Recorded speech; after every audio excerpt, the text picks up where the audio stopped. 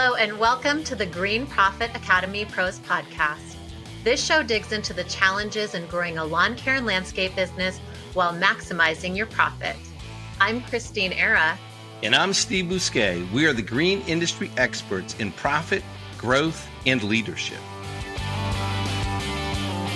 Hello, everyone. Today we have a special guest, Danny. And Danny, in today's episode, he's going to be discussing the crucial decisions that many businesses face, whether or not to rent or buy equipment. And he's going to shed some light on this topic. When do we make a decision when it's right to rent versus buy, and how that helps our business? And Danny is from Sun State Equipment, Danny Young. And Danny, tell me a little bit about yourself and how long you've been at Sun State or in the rental industry. You bet. Thanks, Steve. I've been with Sun State my entire rental industry career, which has been 6 years. I'm located in Colorado, but I'm the regional operations manager for West Group. So that includes 10 branches between the states of Colorado and Utah. And it's a fun industry to be in, that's for sure. And I know that Utah is a huge growth state, construction, housing, and everything. So I can imagine you've been very busy the past few years. Past few years have definitely been very busy. Much like Utah being a growth state, there's a lot of people that keep moving to Colorado as well. So we've really seen a decade plus in both markets of continual growth year after year, which has been very beneficial. Wow. And I know that people are fleeing California and ending up in Utah and Colorado for the climate. I mean, it's so beautiful out there with the mountains. And the first time I went to Salt Lake City, I had no idea it was that beautiful out there with the mountains and the landscape. Yeah, it's gorgeous. In fact, there's an old country western song that says, "If God doesn't live in Colorado, I bet that's where he spends most of his time." So yeah, it's a real treasure out here for sure. Yeah, and especially your area is very nice. So we're going to be talking about renting equipment versus buying equipment. And one of the challenges, myself included, landscapers or maybe all construction people have, is we love equipment and we love the shiny, we love the new. But what happens is we can end up with so much equipment, we end up with what I call too much month at the end of the money, right? So too many payments where we don't have enough money to pay for it all. And also, having equipment that just kind of sits around and we're using it for 4 or 5 weeks out of the whole year. And there's just really no way to recoup that cost with that model. So just share with us a little bit like what and when's a good time for a contractor or landscaper to actually rent equipment versus buy? Yeah, that's a great question, Steve. And I think it kind of depends on even the size of the company that you're dealing with as well. So there's a lot of large landscape companies we deal with, and they have their own mechanic teams. They constantly use a lot of the same pieces of equipment on a daily basis. And that's usually a good time to purchase. If you're able to take care of the maintenance on that equipment and it's something you're going to use on a daily or regular basis, that's a fantastic time to invest in that piece of equipment. With that said, we also have one of our biggest landscape contractors that does rentals with us. He's bought some equipment from us.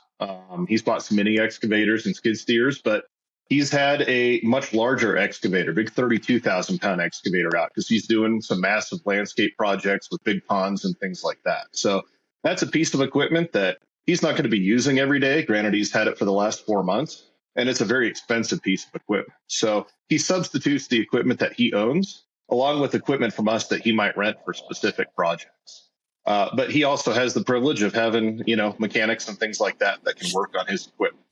So I would say if you aren't set up to be able to take care of your equipment, it's hard to get into Bobcat as a smaller customer and get high up on the priority list to get things done. And if you have a skid steer or a mini excavator or something like that you're using, you need to be planned on having some downtime for that, for maintenance, whether it be routine or, something that goes wrong with the piece of equipment. But if that is the case, having a rental option in the meantime while your equipment's being fixed is a great option to have. Yeah, I like that. That's really good insight, because if you don't have a mechanic or maintenance person, that means you're the mechanic and you're the maintenance person on top of, selling the work, recruiting, training your people, and doing the work, making sure the books are done, everything. And that's just one more job that you don't have to deal with as far as like maintaining it.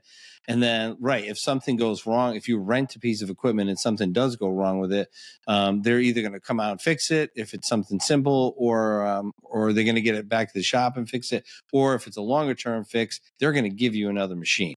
So that's a huge advantage. And then I like the point about the big excavator. Like most landscapers are going to have mini X's, but that's good for like a sidewalk, a patio, maybe trenches or swales or some drainage.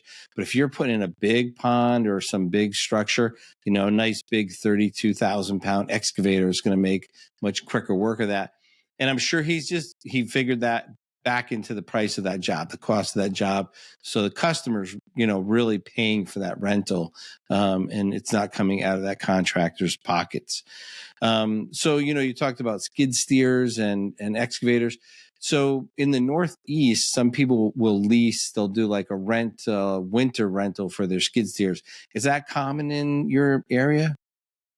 Yeah. Are you talking from a snow removal standpoint, Steve? Yeah, for snow. Yeah. So one of the, across the United States, most of my branches are in Sun State's cold weather markets, our mountain region. And kind of the progression we see with landscape customers, they're incredibly busy from, spring through the cold snap. So what do you do to subsidize that business and still continue to earn some revenue during the colder months? And it kind of goes through an interesting transition for most of our landscapers. They're very involved with sprinkler blowout at first. So they rent, depending on the size of the property, anywhere from 185 to 375 CFM compressors. And they kind of transition to the sprinkler blowout. Some do residential. Most of them are doing, commercial properties as well. But that's a huge way to earn some revenue kind of in that shoulder season. Then from there, you're transferring over to snow removal.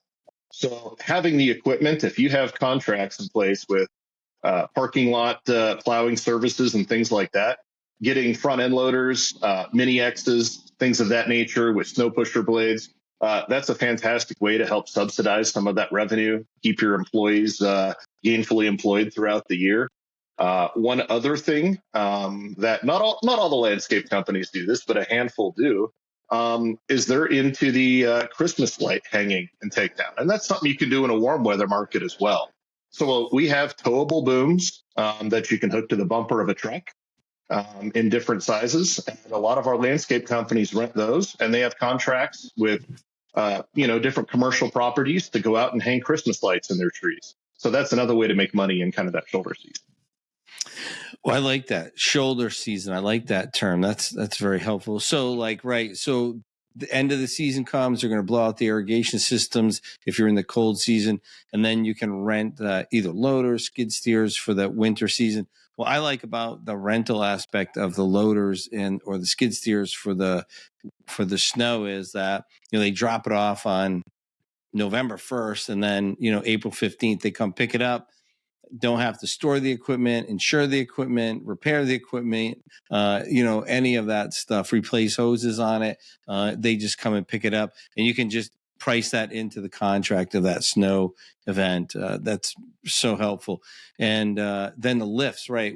I know we have a client down in Texas who does a lot of Christmas lighting, and they rented a lift for a whole month. Just to do that, and then they'll rent it again. So everybody wants it done by like Thanksgiving. So they rent it for that month, and then they give it back. It goes back to the rental place for a month, and then in January, I think January 10th, they start taking them down. So he rents it it's quicker taking it down, I think he said, than putting them up. So he rents it for a couple of weeks to take them down, and then they give it back. So he doesn't have to payment. His balance sheet is not thrown off, because every time we put that piece of equipment on a balance sheet, now we have a liability.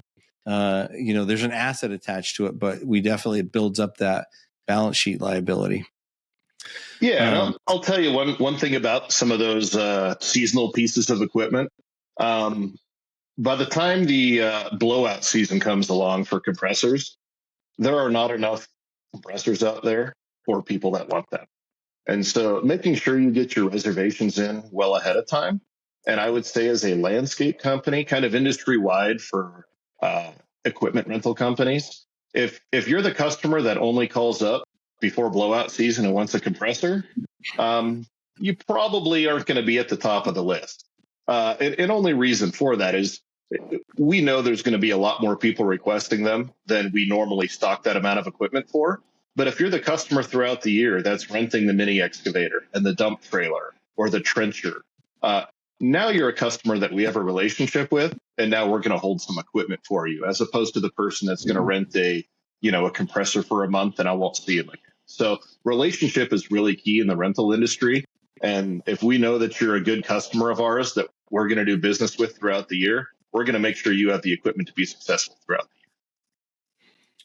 the Yeah, that's right. Business always goes back to relationship, communication, relationship, right? And knowing that, hey, we're going to rent this piece of equipment every year. Like another big piece of equipment that is popular to rent here are bark blowers, fin bark blowers, because even the small tow behind one, brand new, it's $90,000. And I've done the math on that. There's no way to pay for that machine, because if you bought it, after you blow so much bark through it, you have to replace the chamber, the air chamber in it, and that's another $23,000 to $25,000. So just when you start making some progress on that payout, you can't blow enough bark really to make it worth to buy. The break even point, if you bought that, is about 15 years. Yeah. So it's a lot of bark. And in every industry, whether it's construction or even sometimes, landscaping, you're going to have good subcontractors that you have relationships with, whether it's a concrete guy or sometimes people will do their own concrete work. But, bark blowing is one of those things where sometimes it's good to let the company that specializes in that come out and do that. Let them pay for the asset. It might be a little more. But those are the people who really have maintained that equipment, and you're going to get your best return overall on that. Absolutely. Yeah, that's good advice. Look for the subcontractors. Yep. So how have you seen the renting industry evolve since you've been in the industry for 6 years? Yeah, that's a great question. So, like I said, the markets, at least that I'm in, have had a tremendous amount of growth. And with that growth, we've also had a few years of this crazy thing called COVID mixed in, right? And I think we're kind of out of the clear of that. But much like a lot of things weren't available to consumers, the equipment industry kind of shouldered a lot of that same blow as well. So equipment manufacturers were not getting the steel. Microchip processors, everything is computerized almost nowadays from an equipment standpoint, unless it's small gas powered equipment. So there were several years where we weren't able to get our hands on the equipment we needed. And that trickled down to end users who might go and buy something from John Deere or Bobcat as well. So it's been an interesting dynamic, and we're just kind of getting out of that major pain point for us, and we're starting to see some availability. But there are a lot of people that turned to rental solutions during that time because they couldn't go out and buy the equipment that they need. And it might have been people that had never used a rental solution before. But once they get in and understand that relationship and realize, hey, I don't have to go and spend, $65,000 of my capital tied up in a skid steer that I'm not going to use every single day. I can establish a relationship with a rental company. I can give them a call. It's going to be delivered when I need it. If something happens to it, someone's going to be on site and come out and take care of it, or they're going to exchange that unit for me. Because in any kind of construction industry, there's people on the job. And if your equipment goes down, you aren't going to stop paying, right? So really the time factor of money is the thing that we look at in the construction industry, and that's a pain point. So if I can remove that worry from our customers and they can stay on track with the amount of time that they allocated for a job, That's what's key for them. And so when you have a good rental equipment provider that you can rely on, you don't have to worry about that situation. Right. Time is money. I mean, if you have these construction sites where you have, one trade is waiting for another trade to complete something so then they can get going. I've been on construction sites where we were waiting for the concrete guy or the electrician. We did the trenching and they have to, we put the pipe in, they have to pull everything before we can, and it has to get approved before we can refill it. So anything that holds up one trade can hold up the entire construction site. And it's really, really important. So you're working with landscapers. You're working with construction. What type of construction people are you working with? Like what trades? Yeah. So, our industry is really diverse. We kind of look at it in two buckets. A new construction fits into one, and that's probably the bulk majority of our business. That could be anything from residential home builders to people who are putting up, big commercial buildings, or your tilt up Amazon warehouse. There seems to be always two or three of those being built. So it's kind of wide and diverse from a new construction standpoint. Then we have our non-construction sector. It makes up a smaller chunk overall of our rental, but those are the key players for us because those are the ones that through even a down economy, they're still going to keep providing a rental service for us. So take, for instance, we work with a company and they're contracted for every Home Depot to come in and do the HVAC and lighting maintenance in there. So they work overnight when the store's closed and they'll have scissor lifts dropped off the night before and they're in there maintaining buildings. So you do have customers that provide a service for already established companies and buildings and sites. So they're more on the maintenance side. And landscape kind of fits the mold of each of those, right? You're going to have some new construction services for new buildings that are going in or new projects, but then there's also the maintenance side to that as well. So we want to have a good mix of both of those. And you don't want to have all of your eggs in one basket, but it's fairly diverse from the different types of customers that need either small hand tool equipment all the way up to big, 180-foot booms and, 12,000-pound reach forks. Wow. That's some big equipment. I love the idea, right? Your crew shows up, they're HVAC guys, the lift's there, they're not transporting lift guys, right? That means you need a trailer, you need hauling stuff can be difficult sometimes. You get flat tires, the plugs don't work, the lights don't work. They need a different truck with a hitch. This way they show up. And then when they're done for their job, whether it's just that one night or a week, they go to the next job and the lift goes away and they move on to doing what they do best. That's really so good. So big equipment like that. What's the funnest part of your job that you get to do? So before I went to college and started a professional career, I was in the Marine Corps out of high school, and my job in the Marine Corps, I was a heavy equipment operator. So my indoctrination to heavy iron and construction equipment started very early on in my life. I had kind of a 15-year career out of college with a different company before I got back into the construction equipment side of the world. But I absolutely love it. The things that I love most about it is, number one, every day is different. And number two, it's great to, as I drive around the town or the area that I work in, and I get to see our boom lifts up there putting equipment up or our reach forks, and just seeing the end product. You don't always get to see the end product in what you do in a lot of industries, but knowing that we had a hand in helping build that new hotel or that new high school is awesome. You get to see the kind of the fruits of your labor and what your team does on a day in and day out basis to make sure their customers are taken care of, and then the end result that comes out of that. And I think that's the most satisfying part of the job. Yeah, that is the night you're part of that community. You're part of what that community is building, what they're accomplishing, moving forward, and it's creating a bit of a future for your state, your town, your community. Yeah, it's fun. Just watching big equipment is fun to watch. Big boom lifts and big excavators and stuff like that. So, what are some of the lines of equipment? The bigger equipment. What is it? John Deere? Is it Caterpillar? Or is it the mix? Yeah, so that's interesting, and it's different with different rental companies. So I will tell you that through this COVID stretch, the last couple of years, it might not have always been your preferred brand or what you have the most of versus what was available to purchase. So, for Sunstate, we have a wide variety of equipment. If you're, looking in the mini excavator area, we do have some John Deeres. We have Bobcat.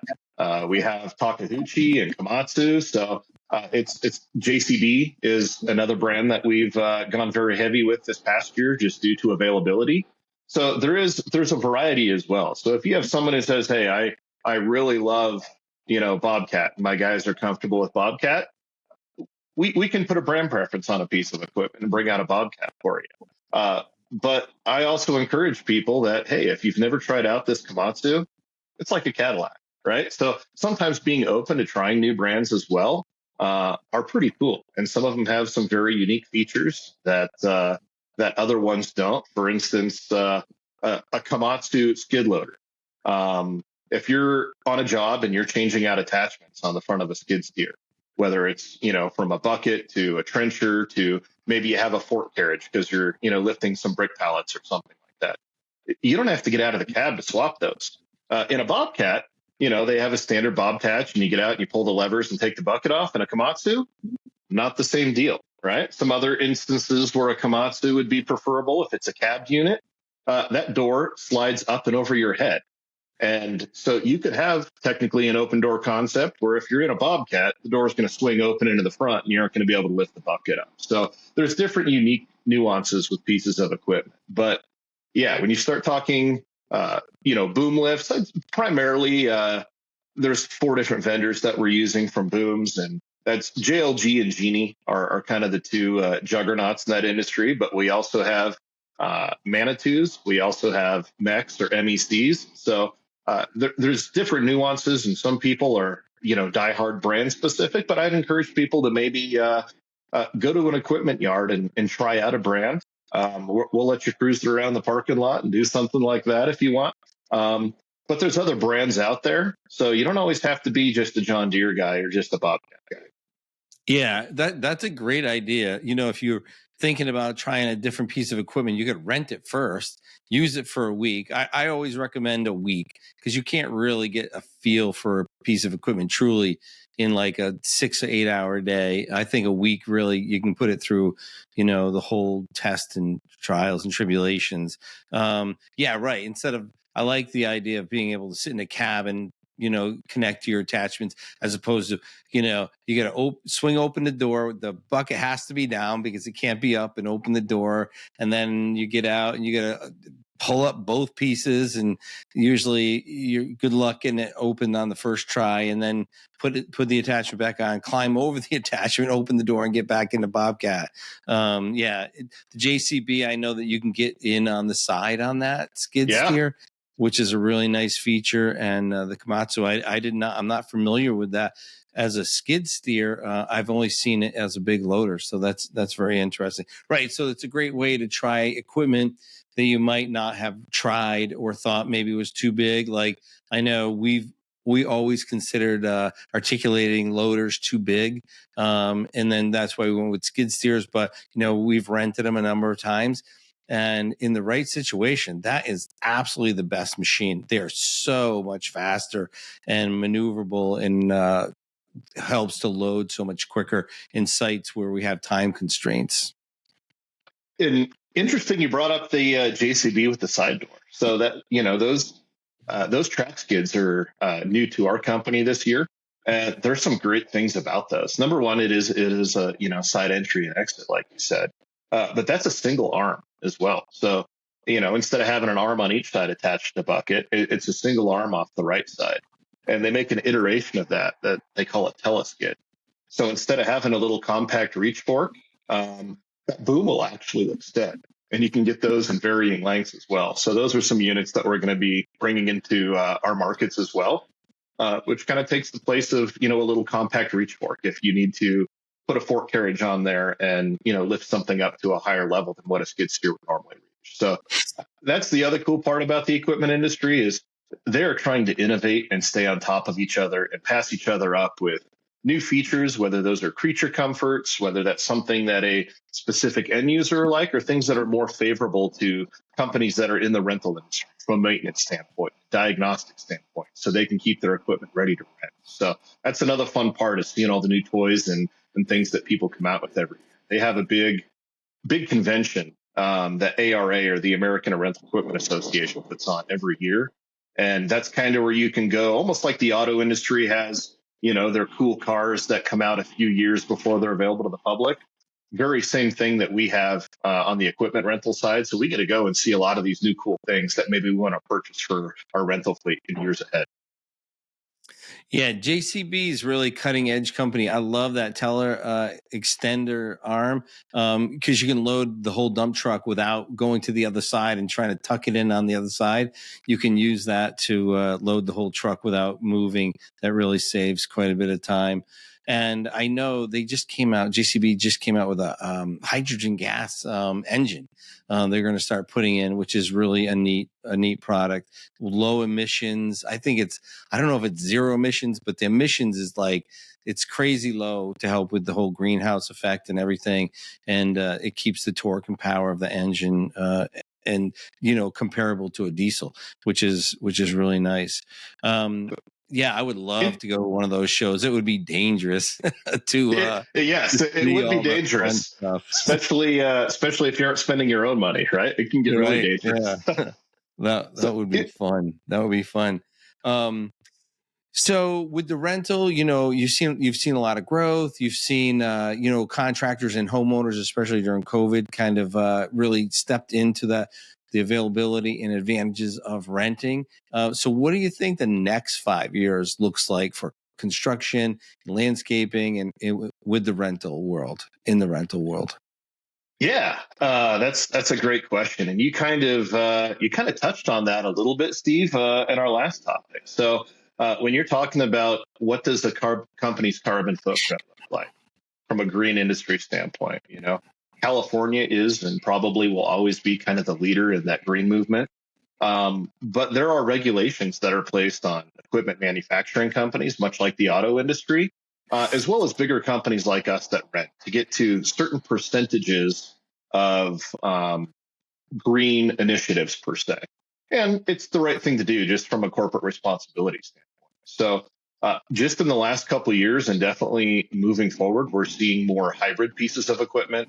We're seeing more battery operated pieces of equipment. So I would say that will be something that will start to be more prevalent in the industry, is either more of a hybrid model or battery powered models on a lot of pieces of equipment. And as they become more efficient with quick charging and lithium ion batteries or other power sources, you're getting a better extended range from operating. And ideally you're charged up and ready to go in the morning, and you have enough to use that throughout the entire day from a battery standpoint. For operations that run 24/7, big construction sites, there's always going to be things where you're going to need a diesel motor.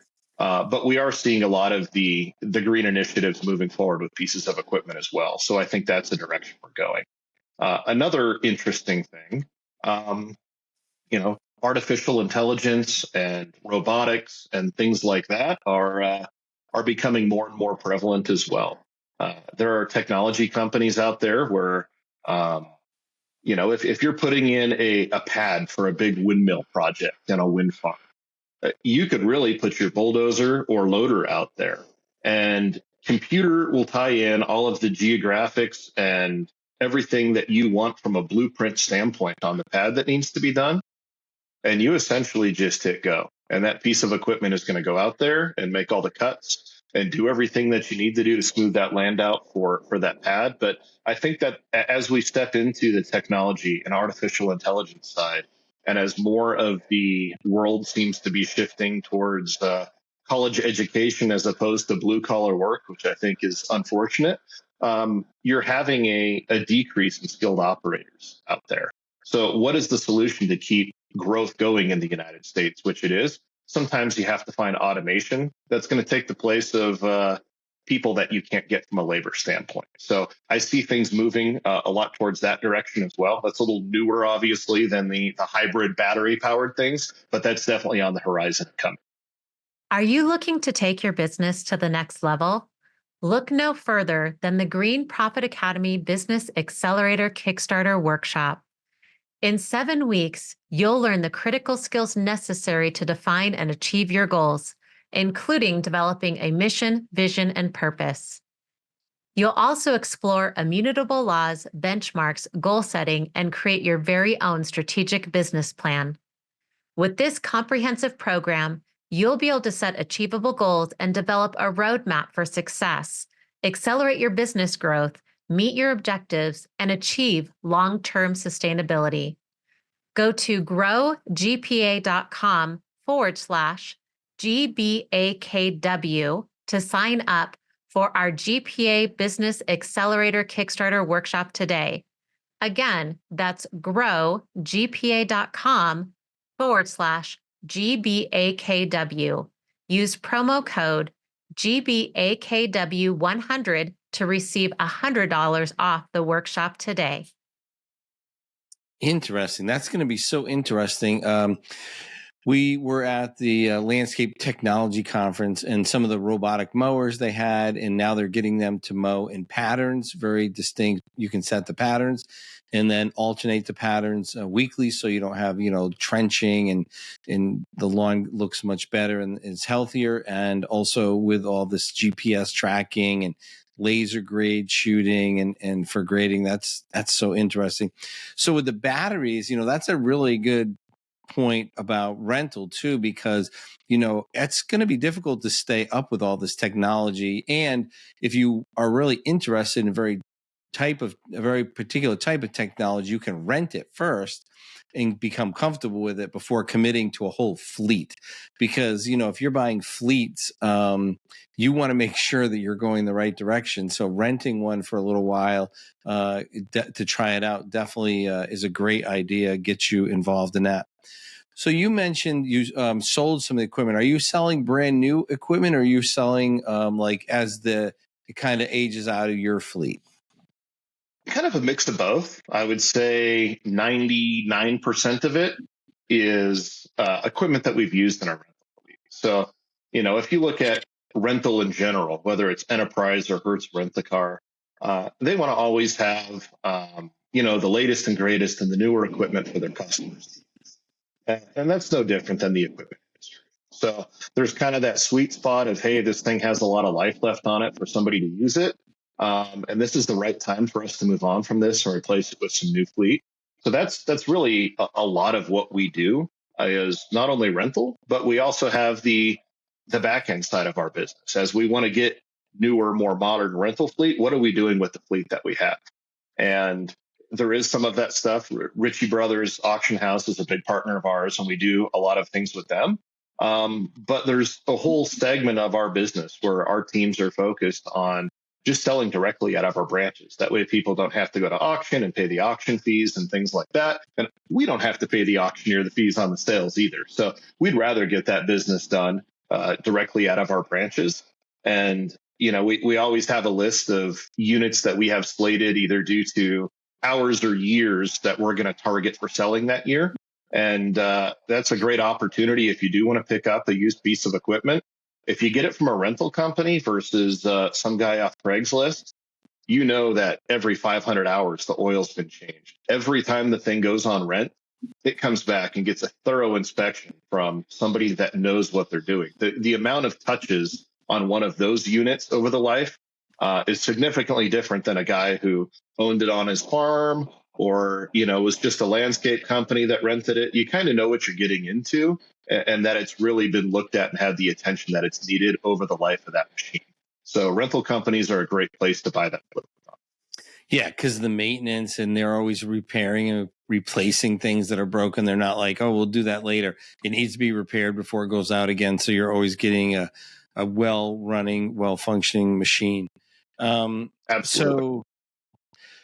So another point, so you sell the equipment and everything. So another point, I love to keep my equipment, probably some of my equipment too long.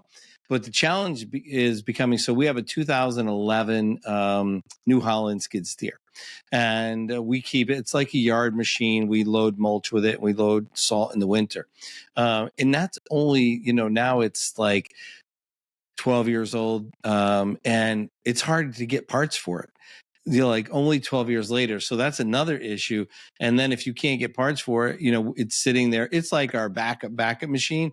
But I know some people that try to keep this equipment for 10 or 15 years, and trying to get parts after, 8 or 9 years is very difficult, because people are having a hard enough time getting brand new parts made and sourced. So what would you say, what would be a good, how long do you guys roughly, a skid steer, how long do you guys keep it before you turn it out of your fleet? Yeah, that's a great question. And like you said, even especially through COVID, parts availability was incredibly difficult. But you're right. You can get to a machine that it's so old, you're going to have to go on eBay to try and hunt a used part that somebody pulled off of a salvage piece of gear. So for us, kind of a good rule of thumb, and it differs a little bit based off the type of equipment. So equipment that gets used more frequently, that has hours on it, kind of 5 years is our rule of thumb before we're going to turn and sell that piece of equipment.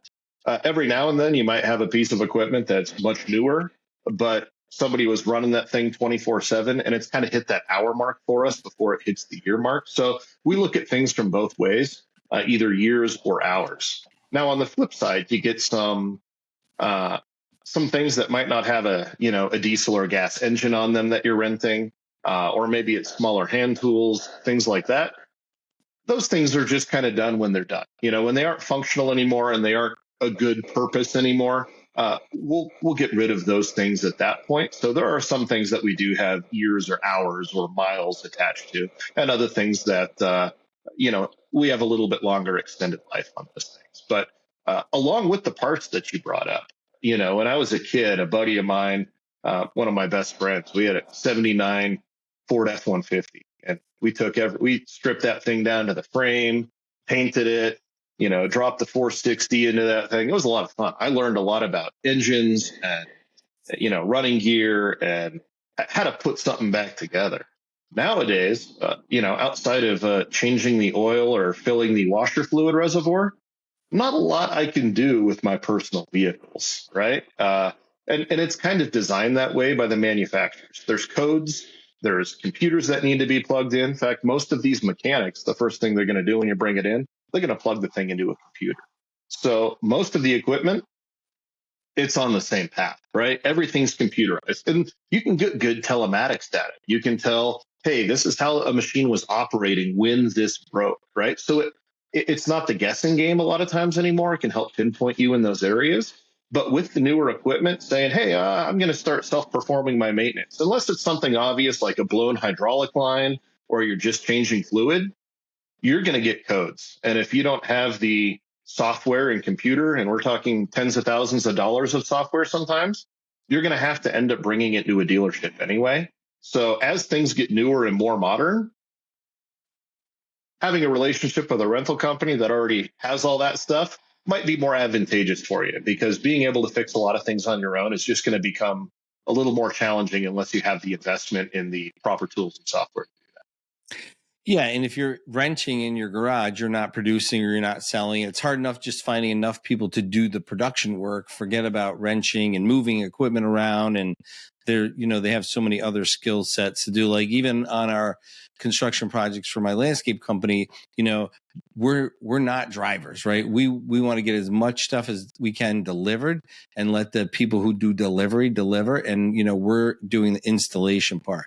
So if my guys are driving, moving rock, sand, dirt, whatever it is, they're not installing it. So they need to be, their craft time needs to be putting it in, not getting it to it, not delivering it. There's companies that do it way better than us. And like even a triaxle, I don't know how much a brand new triaxle costs, but the tires and the insurance on a triaxle are crazy expensive. So let them do the delivery and get it there. Really, you're renting their time for that. Absolutely. So what if someone has never rented before and they're like, you know what, I really want to develop a relationship with a rental company. And so what would be the first step for them? Yeah, a couple things. We aren't the only people in the rental industry game, and we aren't the largest. There's some juggernauts out there. United Rentals is the largest rental company. You have Sunbelt Rentals, which is probably the next tier down. We probably fall in that number 4 or 5. In the industry from a size standpoint, but we're coast to coast from Seattle down to Florida, and kind of along that southern belt. We aren't up in the east and northeast, but we are in the Pacific Northwest, and then down along most of the southern states, all the way over to Florida. But you want to find somebody who you can trust, who's going to be a good relationship partner. I will tell you, we are not the cheapest rental company out there, and there are some people that's their model. And in the landscape industry, there's probably always going to be somebody who's a cheaper bid, but is it going to be the quality work? Is it going to be the person who's going to give you that great referral? And, some of the reasons we aren't the cheapest is we want to have the best paid people in the industry. And we have found that commercial drivers and mechanics are incredibly tough to come by, especially ones that work safe, that are skilled, that produce good quality work. And we want to retain those folks. The second side is we want to make sure we have good quality equipment for our customers and reliable delivery fleet and great customer service. And you kind of bring up we talked about the downtime in the construction industry. There's some companies out there where if you have an issue with a piece of equipment, you might not see them for a couple of days for a mechanic to come out and assess that. We pride ourselves at Sun State on 48 hours is kind of our goal, to get out and to see somebody within 48 hours. Oftentimes it's sooner than that. And then in looking at that, we're always going to do what's best for the customer. So if it's a bigger project, I don't want a mechanic out there fixing it on the job site for 6 hours and taking up 6 hours of that time. I'm just going to swap that piece of equipment out to get that customer up and running. So even though equipment is the same, and most of us buy our equipment from the same people, unless you are a Caterpillar rental company, which they have their own division, they're probably going to be fairly exclusively Cat.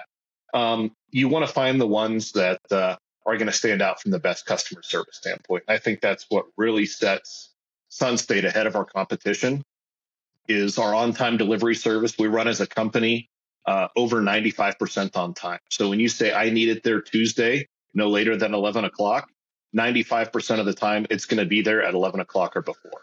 And that's a unique thing that we are light years ahead of our competition in, is on-time rental delivery and our response to when a situation goes bad. And, much younger in my business career, at a completely different industry. A manager told me what sets a good company apart from a relationship standpoint with their customers and vendors is not what you see when something doesn't go wrong. You could be the greatest person on the telephone. You could have all the product. You could have everything. But mistakes are going to happen. Things are going to break. So the companies that set themselves apart are the ones that make the best recovery from a mistake, or when something goes wrong. When your feet are in the fire, how is that company you're working with? So I would tell people, when they are looking for that rental company, it's not always about the cheapest price. It's not always about who's the biggest company out there and assuming that they are the best company out there. It's who's going to be the real partner with you in your business.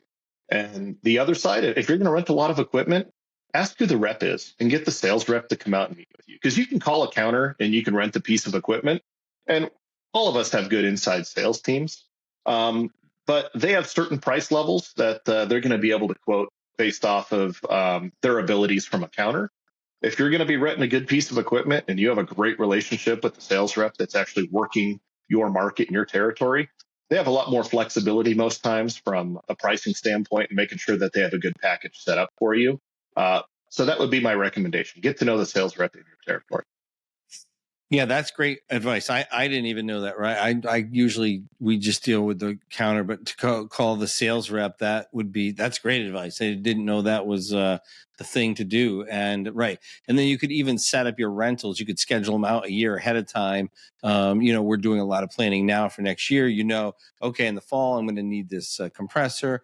In next, for 2024, 2025 winter, I'm going to need 2 skid steers or a loader, and then, my lifts, and just kind of schedule that out in advance.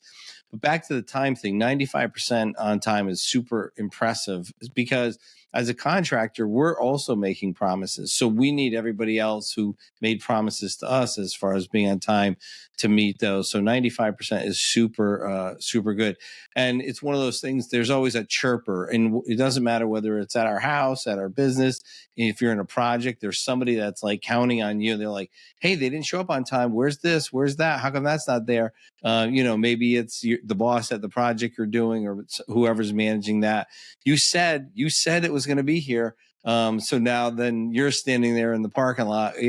We said it was going to be here. And then you're like, oh no, we won't be there till tomorrow or 2 days. And now you have to turn around and tell the, whoever you're managing that with, then they have to go back and tell their boss, like, yes, that job is not going to be done for the, this big event we're having, because the rental yard didn't show up with a piece of equipment, right? Nobody wants to be that guy. So that 95% on time is really important. What's interesting is, we talk about this. I talk about this in sales all the time. It's so important to show up when you say you're going to and do those things, because then what happens is then that landscaper goes home and says that whoever didn't show up. And then the boss at the company, he tells his wife, and then they tell, and now you're the company that never shows up ever, even if it was that one time. And then we're the landscape company that never does what they say. So it really has a collateral effect. Absolutely. And our job is to make life easy for our customers. And in fact, we in this day and age of technology, we've set things up where you never have to talk with a live person if you don't want to. So all of our customers that have an account with us, and I would recommend, if you're going to do business with a rental company, open an account. Don't do things on a cash transaction basis. You get a lot more. Number one, you're going to get better pricing opening an account with a customer, or with a company, and you're going to get some extra tools, at least on a Sun State side, that a cash customer isn't going to get. We have a unique app called Navigator, and that is a management portal for all of your rental equipment. So if you're a landscaper and you have 4 different crews out around town, scheduling a piece of equipment for rent is one thing. Knowing if somebody called it off when the job is done so you don't continue to pay for the thing to sit there for a week is another. So this app will show you all of your different job sites, all of the equipment on rent. Everything has telematics on it. So you can see, all right, is this piece of equipment actually being used, or has it been sitting there for 4 days not being used? Maybe I need to get this thing called off. You can order equipment. You can call off rent on equipment, all from the app. But it's a great portal to use, especially if you aren't, if you're a smaller company and you're the guy on the job site every day and you're going to call the company when you're done, that's great. But if you're a bigger company and you have pieces all over the place, it's very hard to manage that. And sometimes the workers on site that aren't paying the bill on that equipment, they don't care. They'll let the company keep paying the rental on that well after it's done being used. So we want to give our customers tools to be successful in the rental equipment game and be a true partner with them. And that's something that our customers get the opportunity to use. That's awesome. That's amazing. Right. You can watch it, track it. We have the telematics on our trucks. They show the codes and idle time and all kinds of information. That is so helpful. So where every piece of equipment is and how long it's been running for and everything. So, wow, that's great. You can make all your appointments and pickups, arrange and track your equipment through the app. That's super forward thinking. Wow, that's great. So, meet a sales rep, open your account, use that to your advantage to track and support your operations.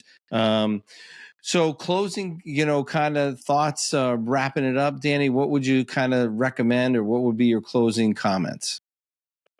Yeah, if you're new and getting into the landscaping game, you probably don't have a lot of capital to buy the equipment that you need, right? If you do, I'd focus on maybe some of the smaller things that you know you're going to use on a daily basis, your sod cutters, things of that nature. But find a partner as you're growing your business in the rental industry game. And, you get to the size of the company I talked about at the beginning of this, where they're renting, 10,000-pound reach forks to move large boulders and 32,000-pound excavators. You might be able to start subsidizing some of your fleet with owned assets that you're using on a regular basis.